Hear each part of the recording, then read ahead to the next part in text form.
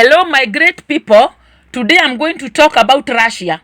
I thought it wise to do a video regarding Russia because Russia is also like kind of a main destination. People normally travel to Russia to work. Some travel to Russia for education, and some other people travel to Russia for touristic visits. So it is good to know some of the things that you need to have and to be aware of what you are supposed to do before even you fly to Russia and even on arrival. So the first thing that I'm going to talk about is the document validity.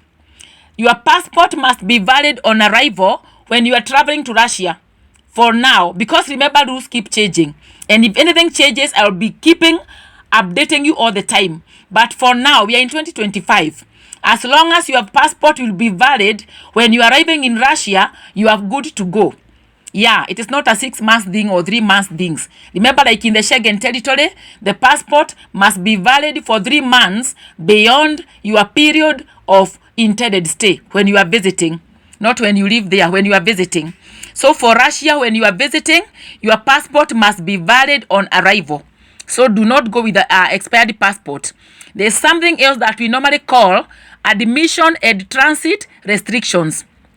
There are some people who cannot enter, and there are some people who cannot even transit. Remember, transit is whereby you are flying through Russia to go to another destination. So I'm going to read for you.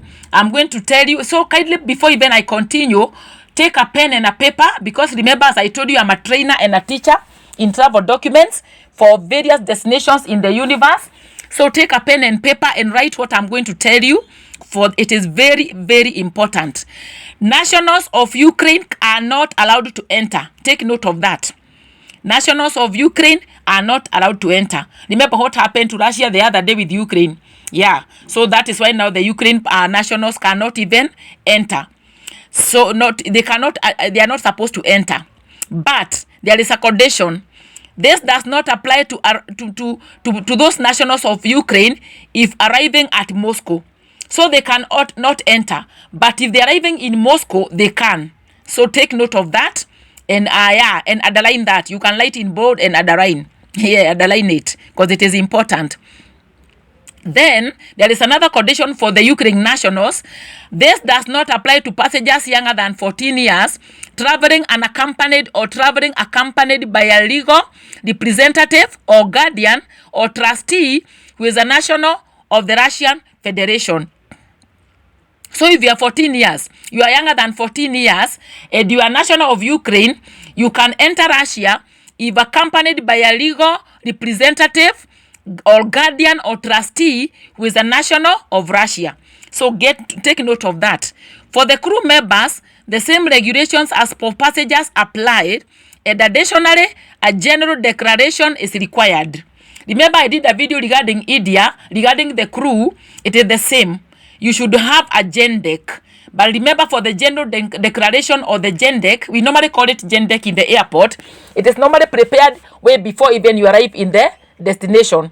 So you should have a GenDec. The crew members must have a general declaration together with them. And one is normally sent to the airport before even you arrive. For military, because there are people who normally go for military, same regulations as for passengers apply. So that is good to note. And we have got additional information regarding Russia. Passengers holding a dual nationality of the Russian Federation must arrive and depart the Russian Federation on the same document. Let me repeat this. Passengers holding a dual nationality of the Russian Federation must arrive and depart the Russian Federation on the same document.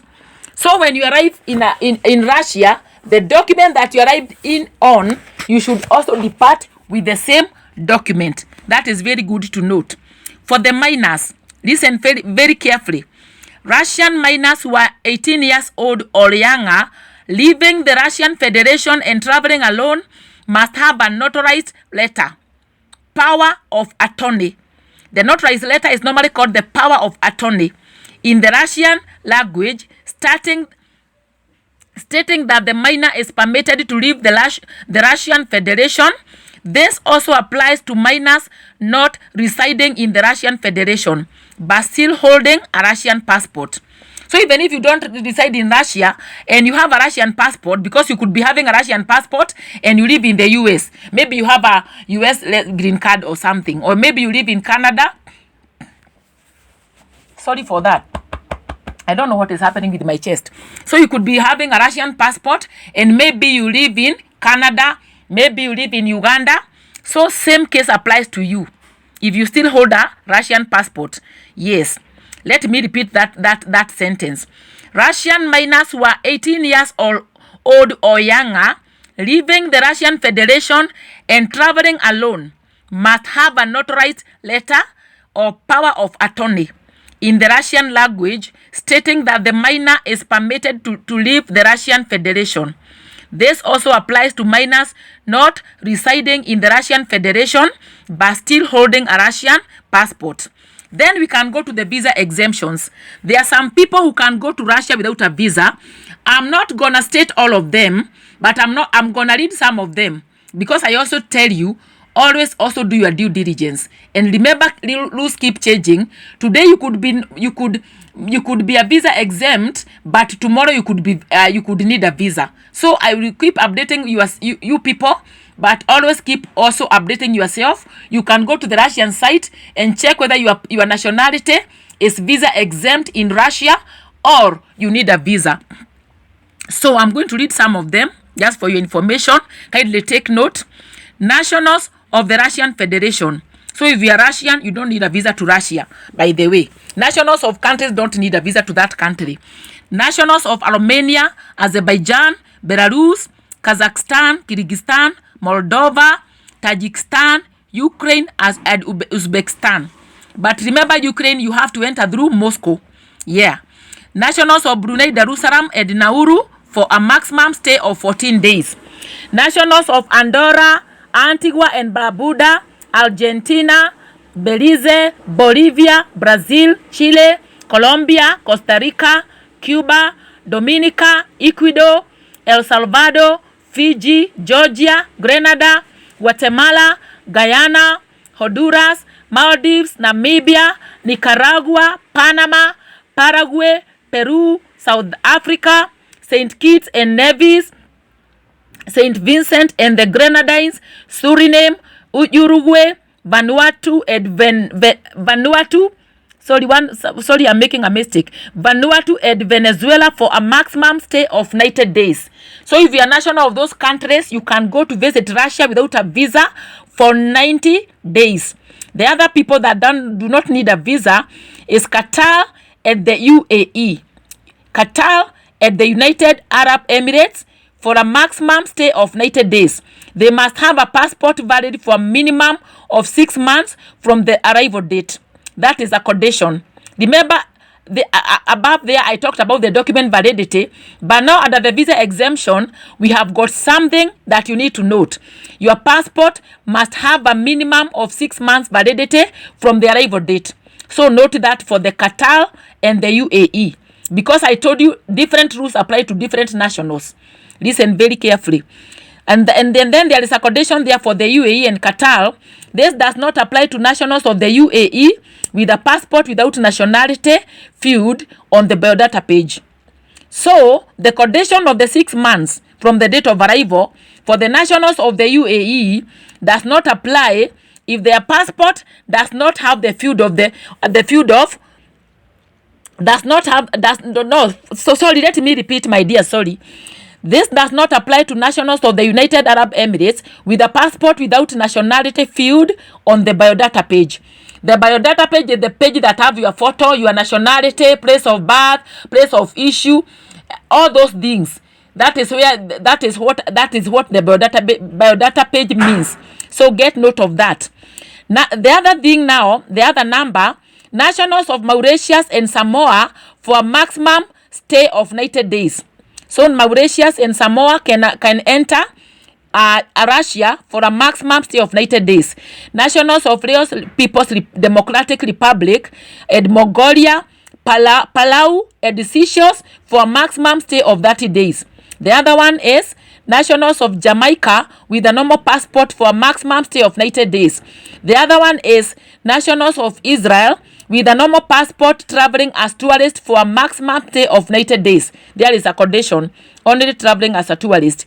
The other number, nationals of Cape Verde and Dominican Republic and Korea with a normal Korea Republic with a normal passport for a maximum stay of 60 days. Nationals of Botswana, Montenegro, Serbia and Thailand with a normal passport for a maximum stay of 30 days. Nationals of Bosnia and Herzegovina with a normal passport for a maximum stay of 30 days. Passengers with a Hong Kong passport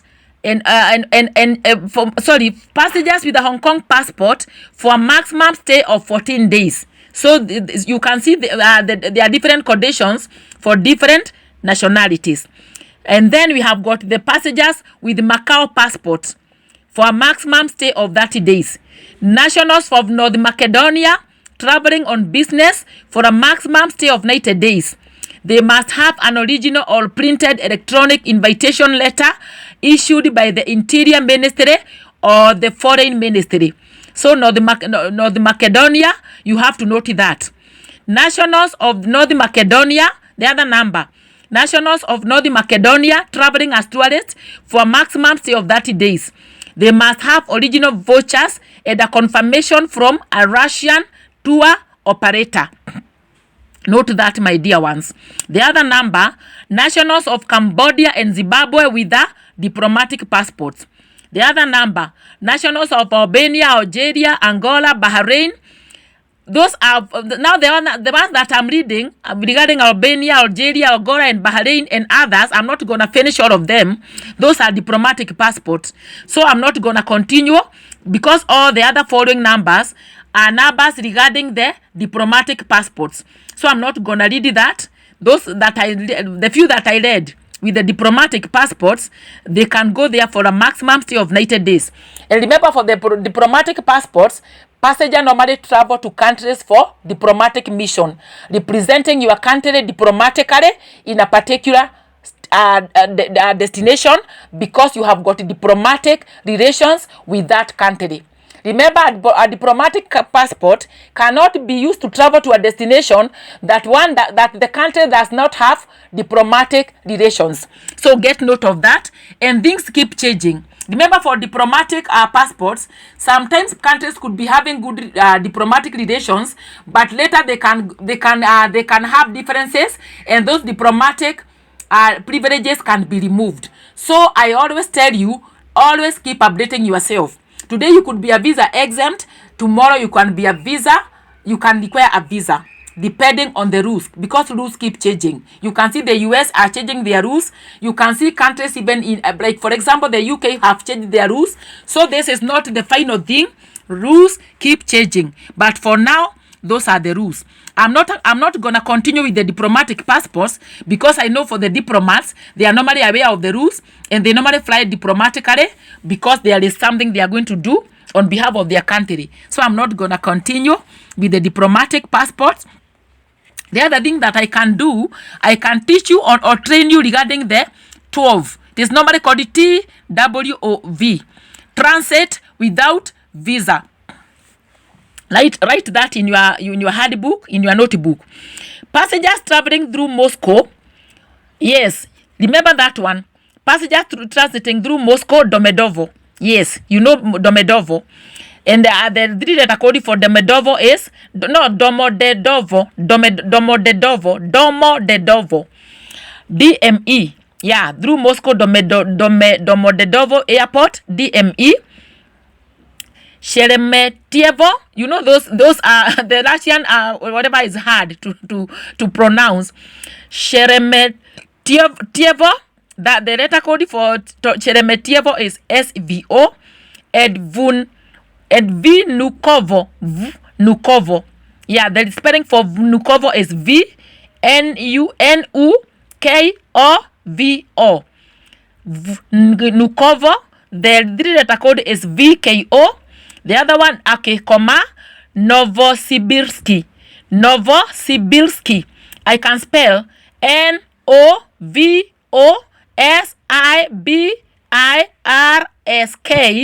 The three letter code for Novosibirsk is OVB. The other one is Samara. The three-letter code is KUV. And then we have Sochi. The three-letter code is AER. And then we have St. Petersburg. The three-letter code is LED. Or Vladivostok. Vladivostok. The Vladivostok I can spell VLADIVOSTOK. And the three-letter code for that one is VVO. Yes, if you are transiting those destinations, kindly, you have to have a confirmed onward ticket for a flight to a third country within 24 hours. Do not forget that. And majorly, by the way, when I have worked in the airport, because I worked in other airlines that people are traveling to Russia, I worked for Etihad Airways, Qatar. There is also Emirates. We have got also Turkey. We have got also Egypt Air or another destinations. But majorly, I've seen that one on Etihad Airways. I've seen that one on Qatar Airways. I've seen that one on other destinations. Mostly, I normally see people going mostly through Russia or St. Petersburg. That one is the major that I've seen. Yeah, through Russia or St. Petersburg. But anyway, even for the others that I've mentioned, you must have a confirmed onward ticket to a third country. So maybe you are transiting to Russia, through Russia to another destination. You must have a confirmed onward ticket for a flight to a third country within 24 hours. You should not exceed 24 hours in the transit point in Russia if you are transiting. This one, I'm talking about the passengers who are transiting Russia without a visa. You should only stay within 24 hours or less. Yes, if you are going to another destination, you could be transiting Russia to go to maybe Kazakhstan. You could be transiting Russia to go to Kyrgyzstan. You should have an onward confirmed ticket within 24 hours or less. And you must stay in the international transit area of the airport and have documents required for the next destination. So if you are transiting Russia, going to Kazakhstan, Kyrgyzstan, Bolivia, or wherever, you should have destination documents that are valid to go to your final destination. Yes, and this transit without visa does not apply to passengers arriving from Belarus. So if you are arriving from Belarus, you cannot transit without a visa in Russia. Yes, you can also not transit without a visa in Russia if you are departing to Belarus. Yes. So if you are going to Belarus, sorry, if I made a mistake regarding Belarus, if you are going to Belarus, you cannot fly through Russia. Please note that. Correction, point of correction. If you are going to Belarus, you cannot transit without a visa in Russia. Get note of that. Yes. The other thing that I can talk about, the transit without visa does not apply to passengers arriving from Sevastopol or Simferopol. Let me spell Sevastopol because you cannot be arriving from that destination. Yes. So Sevastopol is the three-letter code is UKS. Some people call you UKS because I'm a teacher. A teacher have to train people. Yes, like I'm training a small child for you to understand. The spelling for Sevastopol is SEVASTOPOL. And then Simferopol.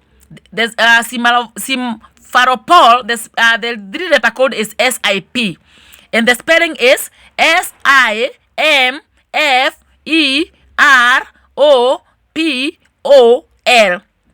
The one that you cannot transit without a visa in Russia does not apply to passengers departing from Sevastopol. And I told you the three-letter code for Sevastopol, not Z but Se. Sevastopol is UKS or even Simferopol. Yeah, note that. So, for the merchant seamen, we have got some conditions too, but I'm not going to expound on that. I'm going to come and make a big, long video regarding the merchant seamen. Yeah, but I can do something small for you.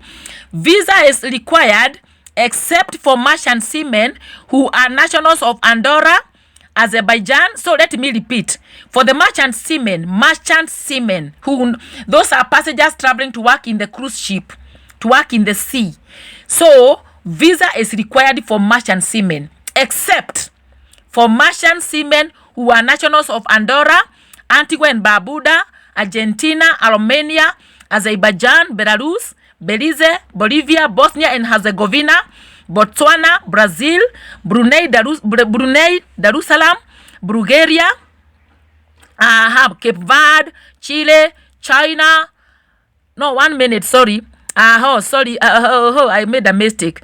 Bulgaria, Cape Verde, Chile, China's People Republic, Colombia, Costa Rica, Croatia, Cuba, Cyprus, Dominican Republic, because we have got 2 Dominicas, Ecuador, El Salvador, Fiji, France, Georgia, Grenada, Guatemala, Guyana, Honduras, Jamaica, Kazakhstan, Korea Republic, Kyrgyzstan, Laos People Democratic Republic, Lithuania, Maldives, Mauritius. I can read all of them, by the way. Moldova, Mongolia, Montenegro, Namibia, Nauru, Nicaragua, Palau, Panama, Paraguay, Peru, Poland, Qatar, Russian Federation, Samoa, Serbia, Seychelles, South Africa, St. Kitts and Nevis, St. Vincent and the Grenadines, Suriname, Tajikistan, Thailand, Turkmenistan, Ukraine, United Arab Emirates, Uruguay, Uzbekistan, Vanuatu, and Venezuela. Yes, and Venezuela, sorry, not Venezuela, sorry, Venezuela. So those are that is the information regarding the merchant seamen. You can take your pen and paper, and you must have a passport and a copy of the crew list. You must have a passport and the copy of the crew list. Yes, they normally travel with that document. And remember, for the crew, let me add something. For the crew, if you are traveling as a crew, as a seaman, you must have a letter of okay to board from the captain of the ship. This one applies to all seafarers, whether you are traveling to Russia or any other destination. Because I've cleared even people going to join a ship in Southampton in the UK.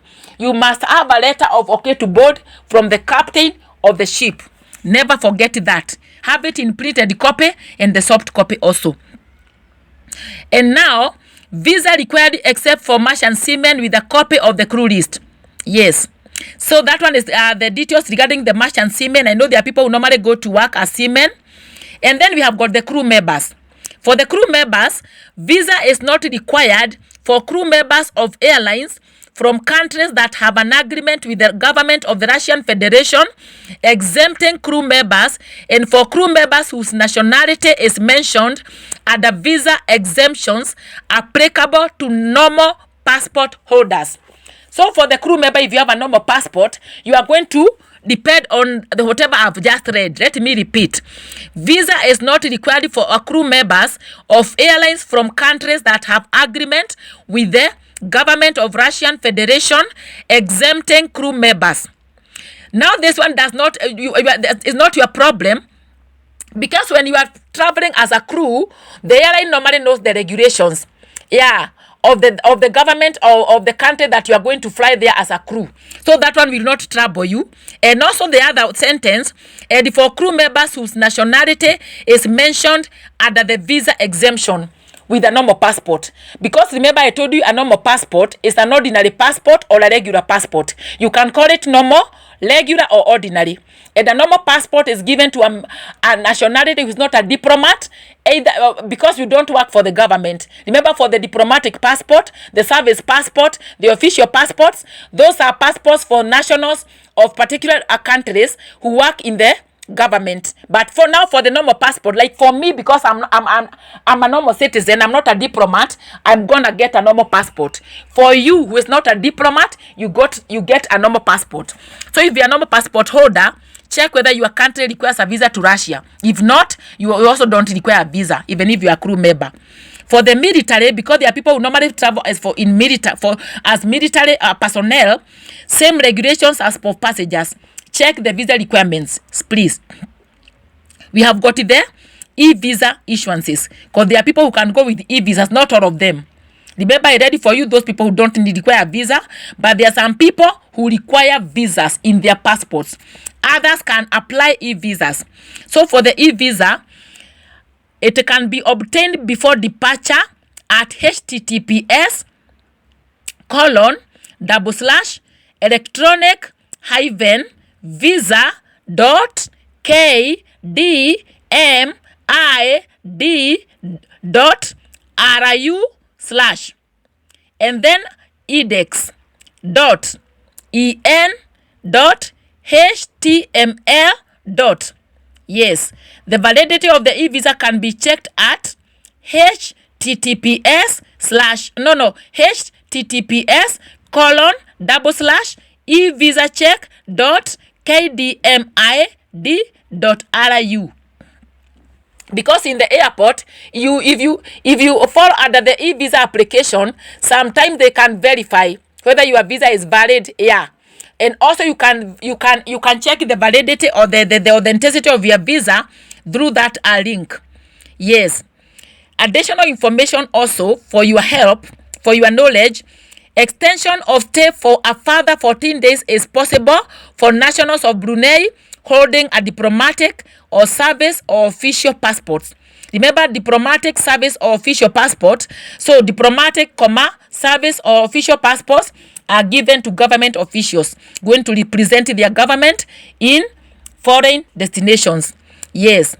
The other thing for the additional information, permanent residence permits issued by the Russian Federation must be renewed within 30 days after the holder turns 14 years old, 20 years old, and 45 years old.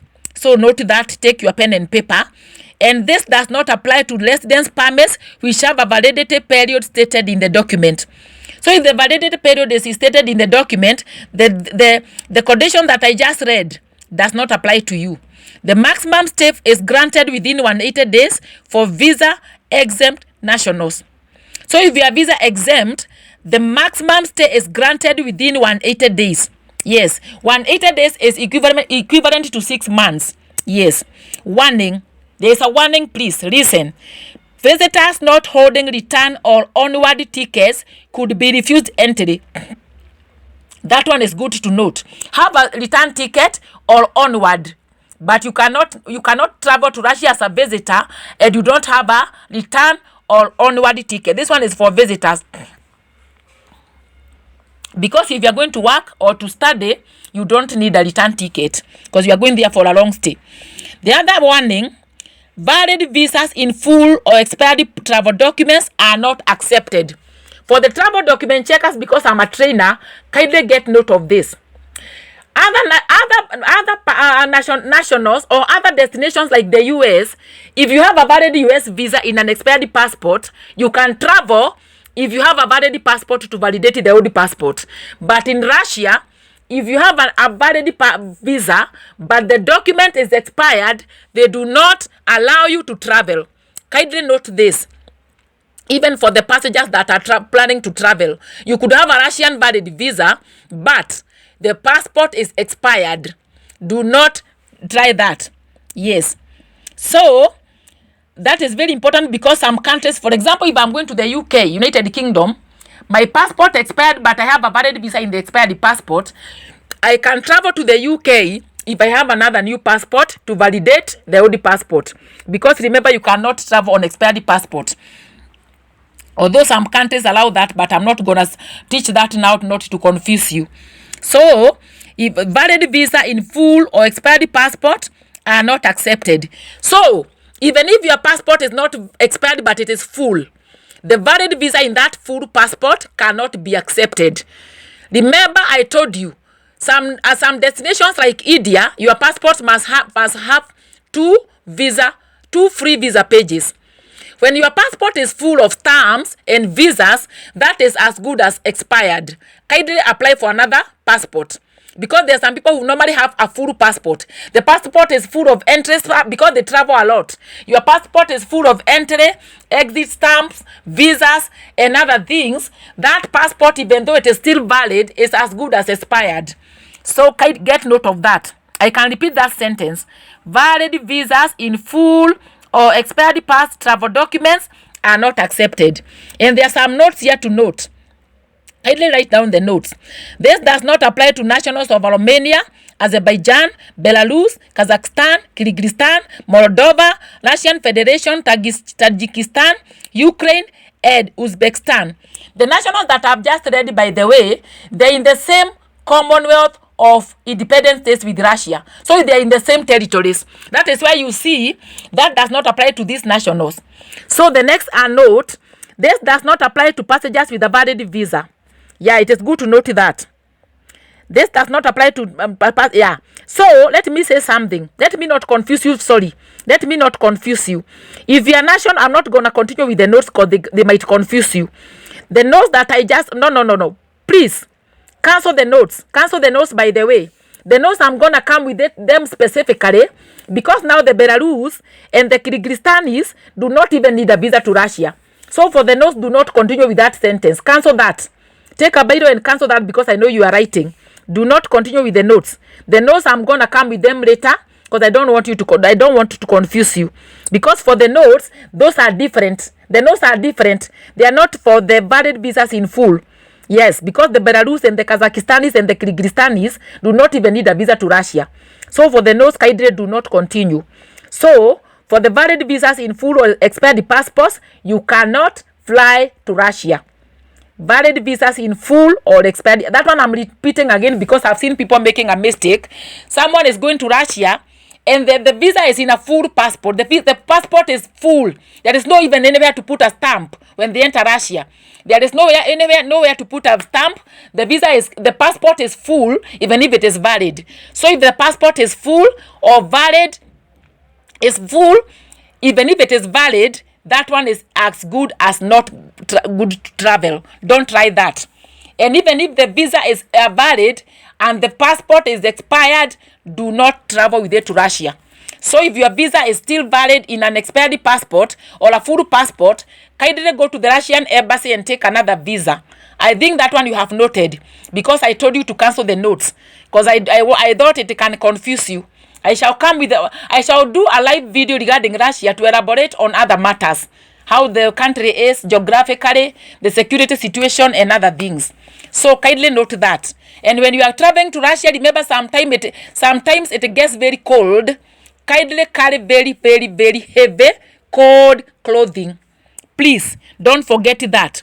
And for the health, because in every country we have got health requirements, vaccination certificates are not required.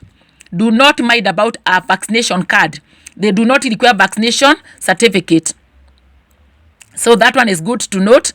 For the pets, I'm not going to continue because I don't want the video to be very long because there are people who normally carry pets.